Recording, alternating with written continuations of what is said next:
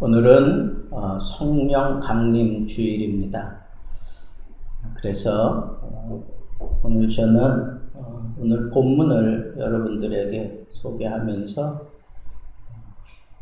성령을 받았느냐라고 그렇게 도전을 드리고 있습니다. 사도 바울이 그 갱그리아에서 서원을 했어요. 자기의 사역의 때가 얼마 남지 않은 것을 어렴풋하게 그렇게 느끼고 있었기 때문에 그런 서원을 하고 또 나름대로 기대를 가지고 있었던 것이 분명합니다. 그래서 사도 바울은 무언가 정말 하나님을 위해서 내가 최선을 다해서 이 복음의 어떤 그 발자취를 남겨야 되겠다 그렇게 생각하고 그는 로마로 그렇게 마음을 결정하고 움직이고 있는 것을 보게 되는데, 특별히 오늘은 그 서원 이후에 이 한 사람 아볼로가 하나님의 은혜를 받고 말씀을 전하는 그런 사경회를 하는 그 아볼로가 고린도 지역에서 열심히 사역할 때 이 바울은 에베소 지역으로 가게 됩니다. 이 에베소 지역은 한마디로 얘기하면 헬라 문화의 영향을 아주 진하게 그렇게 받았던 도시라고 보면 됩니다. 거기에는 신전, 다이애나 신전이 아주 크게 세계 7대 불가사의 중에 하나라고 하는 그 엄청난 신전을 그렇게 건립을 해놓고, 에베소가 큰 도시도 아니지만 이렇게 엄청난 신전을 지어놓고 그 주위의 모든 도시들에게 어떤 기념비적인 그런 삶을 살아가고 있는 것을 보여주던 그런 도시였습니다. 근데 여러분, 이 헬라 문화가 여러분 요즘에 그 어느 방송에서 하는 건지 모르지만 그 신들의 사생활이라고 하는 그런 프로그램이 있어요. 그러니까 헬라에서 통용되고 있는 그 신들, 제우스, 헤라, 아프로디테 많이 나와요. 그 신들에 대해서 이제 집중 조명하면서 이렇게 프로그램을 이렇게 풀어가는, 여러분 시간이 있으면 한번 보세요. 그래서 헬라 사상이 그 뿌리가 어디인지 그걸 보면 알 수가 있어요. 그래서 이 지금 인간과 신과 그리고 림프, 요정, 이런 것들, 이런 것들로 인해서 막 그냥 세계가 어떻게 막 그렇게 짬뽕이 되고 있는지, 그 중에 인간의 역할이 어떤 건지, 이런 것들을 이제 나름대로 이렇게 신화라는 게 다 그렇잖아요. 그런데 그 신화 속에 빠져 들어가 사는 사람이 기독교를 받아들이면 참 쉽지 않겠다 하는 생각을 저는 나름대로 하게 됩니다. 사도 바울도 이 편지 가운데에서 계속해서 거짓 선지자, 그리고 이 세상과 그 다음에 육체적인 그런 삶에 대해서 상당히 경계하고 상당히 막 비판하고 그러잖아요. 왜 그러겠어요? 그만큼 그게 강력하다는 거예요. 그 지역 사람들에게 이 헬라 문화권에 사로잡혀 있는 사람들은 그 신관에서 벗어나기 힘들 정도로 그의 삶 자체가 그런 거예요. 예전에 있던 교회가 좀 컸어요. 그 교회에 다양한 사람들이 들어와요. 근데 그 중에 어떤 사람은 아주 불교를 열심히 믿던 사람인데 은혜 받고 교회에 등록을 하고 다니기 시작합니다.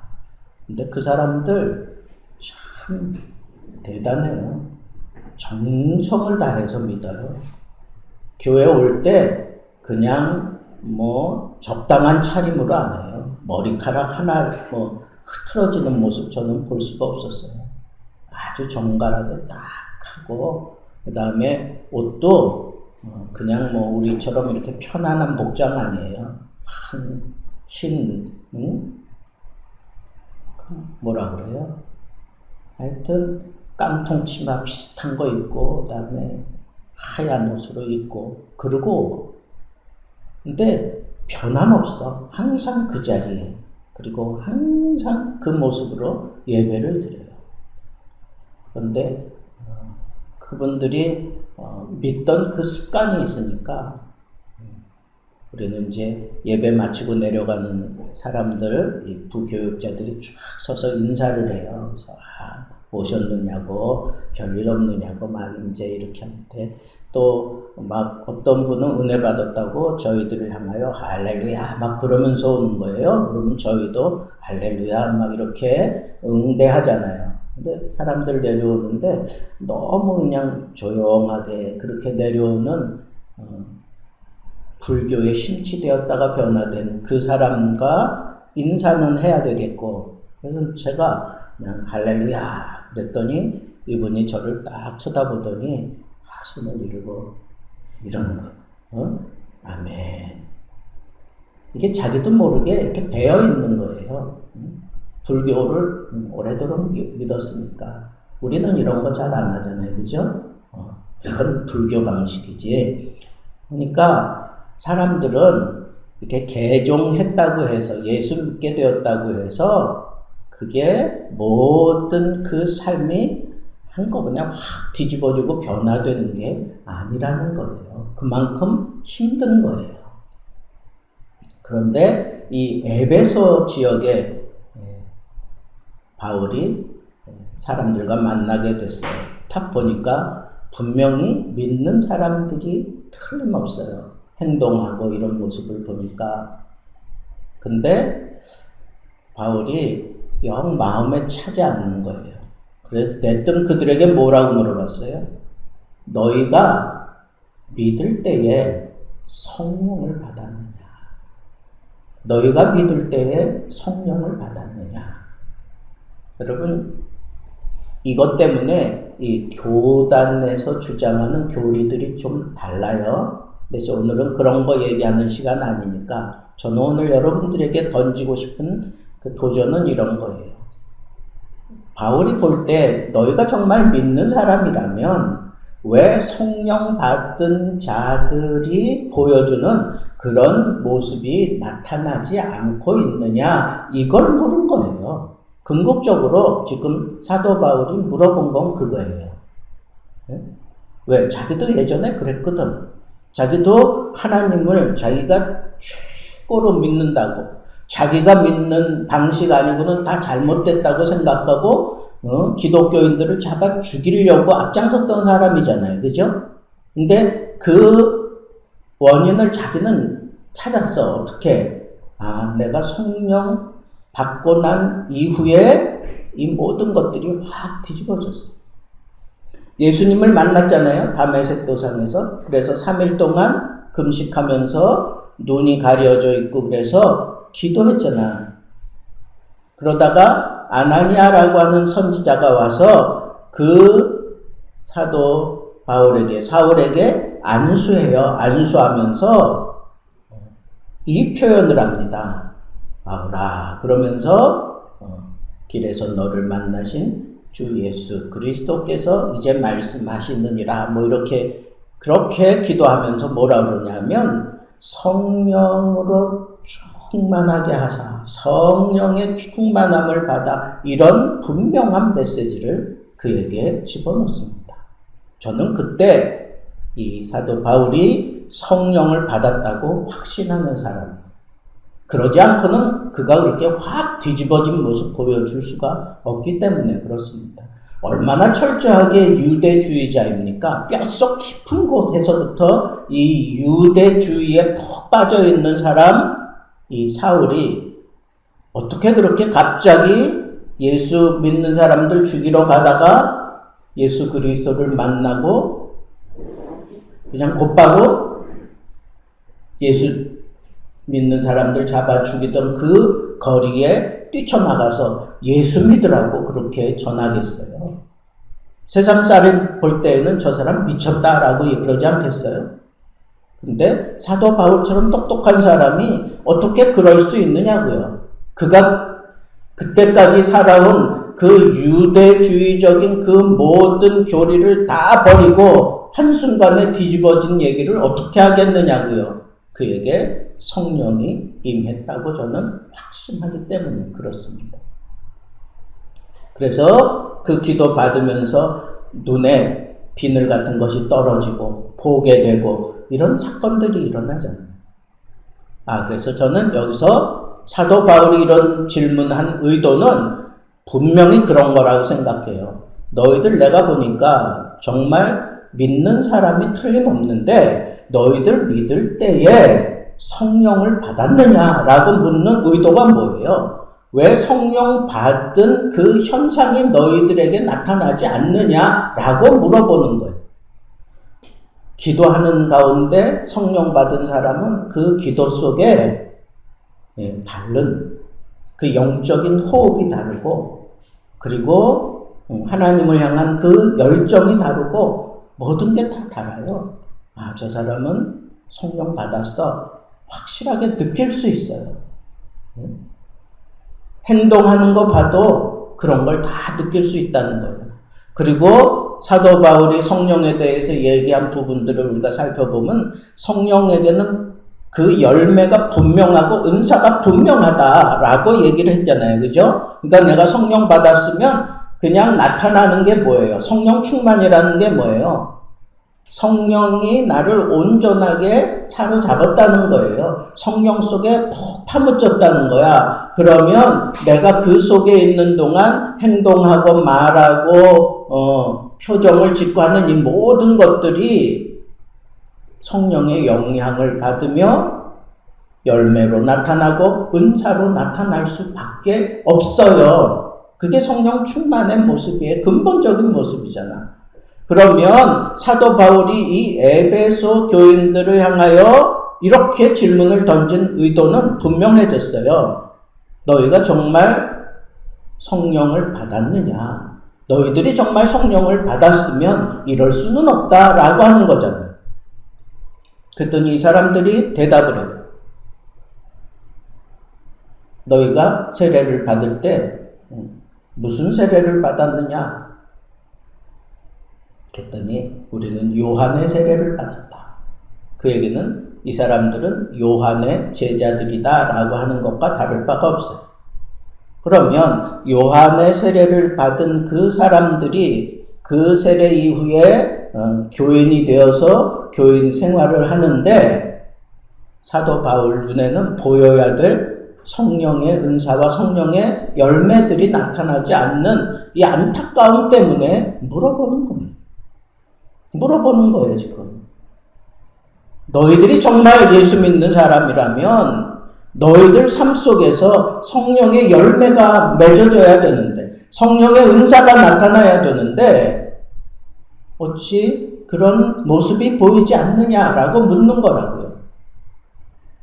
그 답이 여기 나왔어요. 우리는 성령의 세례 듣지도 못했다.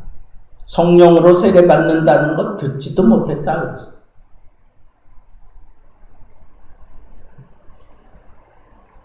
사도 바울이 그 사람들에게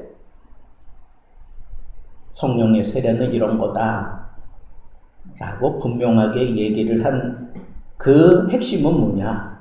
너희가 요한의 세례를 받았는데 요한이 내 뒤에 오시는 분은 나는 너희에게 물로 세례를 주지만 내 뒤에 오시는 분은 너희에게 불과 성령으로 세례를 줄 것이다 그랬다. 그러니까 그 예수 그리스도의 이름으로 세례를 받는다라고 하는 것은 불세례를 받는 걸 얘기한다. 분명히 이제 그걸 사도 바울이 증거를 하고 난 이후에 그들에게 성령 받기를 위해서 안수해요. 안수하고 나니까 어떻게 됐어요? 그들이 방언을 했다고 했어요. 방언을 하면서 성령 받은 것을 숨길 수 없이 그냥 툭 터뜨려 버린 게 그게 뭐예요? 성령 받았습니다 하고 나온 게 그게 방언이에요. 여러분, 오순절 성령 강림 때에도 마찬가지 아니에요? 말씀으로 계속해서 베드로와 사도들이 말씀을 통해서 증거하다가 거기에 각국의 경건한 자들이 다 몰려들은 그 자리에서 거기 120문도가 하나님 앞에 그 약속을 붙잡고 기도하는 동안에 성령의 불의 혀같이 갈라지는 것과 더불어 충만하게 그 모인 자리에 임재했을 때 그들이 뭐 했어요? 방언했잖아요. 방언. 예? 방언이 일어났어요. 성령이 임한 사람에게는 이런 분명한 숨길 수 없는 현상이 나타난다는 거예요. 그러면 방언만이 그러면 성령의 임하심의 증거인가? 그렇지는 않아요. 방언도 하고 예언도 하니 뭐 이런 표현들도 있고, 그리고 성령 받았을 때 두드러지게 나타나는 그 현상이 뭐예요? 이 성령과 함께 회개하는 거예요. 회개하는 동안에 성령이 임하고 성령이 임하니까 그 회개가 뭐 그냥 강을 이루는 거예요. 강을 이루는 거예요. 그래서 철저하게 회개하게 되고 그런 모습들이 나오는 거예요. 성령 받을 때, 성령 충만함이 내 속에 막 들어올 때 그런 분명한 현상이 나타나는 거예요. 그리고 성령을 받으면 그 열매들이 맺잖아요. 사랑, 희락, 화평, 온유, 자비, 양선, 충성, 절제, 이런 그런 분명한 열매들이 맺어지는 거예요. 근데 예수 믿는 사람들이 이런 열매들이 나타나지 않는다? 한마디로 얘기하면 성령 받지 못한 사람과 같아. 성령 받아서 분명하게 맺어야 될 열매를 지금 못 맺고 있는 거예요. 또 성령 받은 사람들은 하나님께서 이 성령을 주시는 목적이 이 은사를 통해서 예수 그리스도를 증거하기 위해서 성령을 주시는 거예요. 두드러진 목적은 그거예요. 성령이 우리 가운데 충만하게 임재하신다? 한편으로는 내가 그리스도의 성품을 닮아가면서 내가 많은 열매들을 맺어. 다른 한편으로는 성령이 내 속에 임하심으로 인하여 나를 일깨워요. 예수 그리스도의 뜻을 알게 하고 그 뜻을 따라 살게 하고 그 뜻이 무엇인지 분명히 깨닫게 됨으로 인해서 나로 하여금 예수를 증거하게 만드는 그런 삶을 살도록 하나님께서 우리에게 성령을 부어주신 거예요. 예수님이 그 제자들에게도 당부하잖아. 너희는 예루살렘을 떠나지 말고 약속하신 것을 기다려라. 그 약속하신 게 뭐예요? 기다리며 기도했더니 성령이 충만하게 임하셨어. 그 성령 충만하게 임하시고 난 이후에 그들이 온전히 삶의 모습이 달라졌어요. 어떤 삶으로 달라졌습니까? 예수 그리스도를 증거하는 삶으로 달라졌어요. 그러니까 우리가 성령 받은 그런 모습으로 사는 것은 적어도 이 두 가지는 분명해야 돼. 첫째는 내 인격의 변화가 있어야 돼. 네? 말도 변화되어지고 내 성품도 변화되어지고 내 표정도 좀 달라지고 내 삶의 모습도 달라져야 돼요.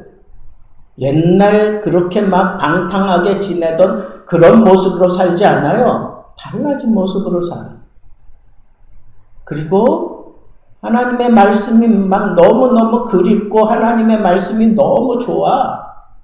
말씀을 들으면서 세상에서 얻지 못하는 그런 기쁨을 누리고 만족을 누리고 그래요. 그게 성령 받은 자의 삶의 모습이에요. 그러면서 열매를 맺는 거야. 사랑의 열매, 기쁨의 열매. 그 열매를 맺는다고 하는 건 뭐예요? 내가 그렇게 산다는 거야. 사랑으로 살아요. 기쁨으로 살아. 온유하게 살아. 자비롭게 살아. 그다음 선한 일을 하면서 살아. 그리고 끝까지 인내하면서 살아요. 그 다음에 내 삶을 절제하면서 살아요. 이런 열매들이 내 삶 속에서 그렇게 자꾸 맺어가는 거예요. 그와 더불어서 한쪽으로는 그리스도의, 왜 열매를 맺어요? 그리스도를 닮아가는 모습을 내가 살다 보니까 그런 열매들이 맺어지는 거예요. 그러니까 내 삶을 통해서 그리스도를 증거하기 위해서 하나님께서 우리에게 성령을 부어주신다는 거예요. 그러니까 내 삶의 목적이 분명해졌어. 누구를 위해서 살아요? 그리스도를 위해 사는 거야. 삶의 모습은 다를 수 있어. 어떤 사람은 연기를 하면서 그리스도를 드러내며 살 수 있다. 어떤 사람은 피아노를 통해서 그리스도를 드러내며 살 수 있어. 어떤 사람은 미술을 통해서 예수 그리스도를 증거하며 살 수 있어. 어떤 사람은 이렇게 온전히 하나님 앞에 드려진 이런 헌신된 삶을 통해서 하나님의 사역자가 되고, 어떤 사람은 건축을 통해서 하나님의 영광을 드러내는 그런 삶을 살 수 있어. 목적은 다를 수 있어요? 아니요. 목적은 똑같아요. 그러나 우리의 비전은 다를 수가 있어요. 그것을 성취해가는 방법은 천차만별이에요. 그러나 다 똑같아. 목적은 뭐예요? 예수를 증거하기 위해서입니다.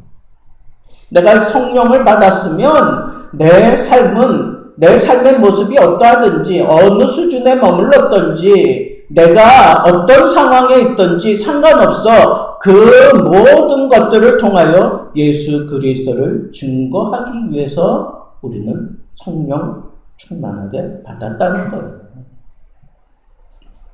이렇게 성령 충만함을 받은 사람들의 변화는 뭐예요? 다른 거 생각할 거 없어요. 영성이 깊어져요. 영성이 깊어졌다. 여러분, 영성이 깊어지면 내가 인지해요. 뭘 인지해요? 이건 영적인 일이야. 이건 육체적인 일이야. 내가 영적인 일을 하면 하나님이 기뻐하셔. 성령이 나에게 힘을 주셔. 내가 하나님의 뜻대로 살지 못하고 세상을 바라보며 살면 하나님의 영이 근심해. 하나님의 영이 내 안에서 탄식해. 이런 것들을 영적으로 다 헤아린단 말이에요. 그걸 다 누려요. 이런 영성의 깊이를 점점 채워가면서 내가 자꾸 달라지기 위해서 발버둥치면 노력해야 돼요. 애를 써야 돼. 경건의 훈련을 해야 돼. 그래서 기도할 수 있어야 돼요. 목사님, 나는 여태까지 기도 한 번도 해보지 못했어. 나는 가정에서도 나는 식기도 대표로 못 해봤어요. 나는 기도 해보지 못했어. 훈련이에요. 하라 그러면 하는 거야. 그래야 그 영성이 점점 깊어지고 그리고 깊이 있게 내가 내 삶을 유지해 갈 수가 있어요. 여러분, 성령 강림주의를 통해 저는 여러분들에게 이 하나 지금 증거하고 싶어요. 여러분들이 정말 성령을 받았다면 성령 받은 자답게 살아야만 돼요. 성령은 그냥 우리에게 도움을 주기 위해서 오는 정도가 아니야. 우리를 완전히 다 뒤집어 놓기 위해서 오시는 거예요. 어떻게? 성령의 열매를 맺고 성령의 은사를 통하여 예수를 증거하게 만들기 위해서 성령이 우리에게 오시는 거예요. 이 성령 없이 우리가 예수 믿는다고? 그건 다 거짓말이에요. 불쌍한 거야. 그럴 수는 없어요. 그러니까 우리가 어떻게 해야 돼요? 내가 성령을 받았다면 정말 내 삶을 돌아보세요. 내 삶 속에 정말 하나님의 영이 기뻐하는 그런 일들이 내 마음 속에서, 내 삶 속에서 끊임없이 일어나고 있는가? 또 내가 성령 받고 내가 성숙되어져 가는 삶을 산다면 그에 따르는 열매가 반드시 나타날 수밖에 없다고 하는 거예요. 그런데 이런 열매를 맺지 못하게 만드는 아주 두드러진 그런 방해가 이 세상의 문화예요. 너희는 세상을 본받지 말아라. 허탄한 신화를 쫓지 말아라. 이런 신화와 이 세상의 육체적인 정욕, 잘못된 그 교훈들이 막 버무려져 가지고 이 세상을 지금 덕지덕지 다 칠하고 있어요.